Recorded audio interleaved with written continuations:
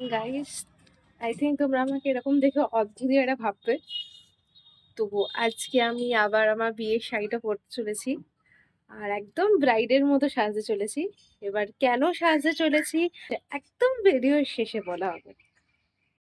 আর একটু ভালো করে কাট, হ্যাঁ, একটু ভালো করে কাট। আমার বউ আমার সব পয়সা নিয়ে নিয়েছে। পয়সা নিয়ে নিয়েছি আমি তোর?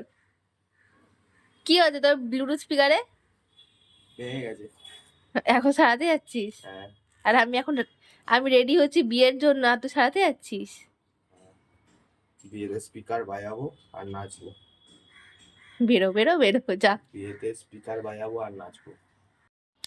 এখানে আমার স্কিন প্রিপারেশন ডান। আর দেখতেই পাচ্ছ তোমরা কতটা গ্লো করছে স্কিনটা। ঠিক আছে, আমি আজকে মেকআপ করতে বসেছি 12:30টায়, কারণ আমাকে অ্যাটলিস্ট 3:30টার মধ্যে কমপ্লিট করতেই হবে, নালে অনেক লেট হয়ে যাবে ঠিক টাইমে। তো অবভিয়াসলি আমাকে রেডি হতে হবে। তো আর যদি তোমরা কখনো জানতে চাও যে এরকম গ্লোয়িং স্কিন প্রেপ তোমরা কিভাবে করবে, নিচে কমেন্ট করো, আমি কখনো এই স্কিন প্রিপারেশনের রুটিনটা শেয়ার করে দেবো।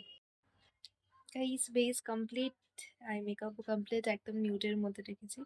আর শাড়ি পরে দেখা যাক লুকসটা চেঞ্জ হয় কি হয় না। দেখাবো তোকে, দেখাবো?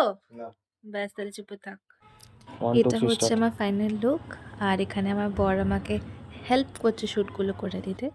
আর এখানে আমার বারবার নোজ পিনটা খুলে যাচ্ছিলো, তাই আমি বারবার আটকাচ্ছিলাম। যতই যাই হোক, যতই শ্যুট করি, বাট সিঁদুরটা অবভিয়াসলি বরের হাতেই পড়তে হবে। আর আমি এবারও তো সিঁদুর পরতে পরতে সেই বিয়েওয়ালা ফিল নিচ্ছিলাম।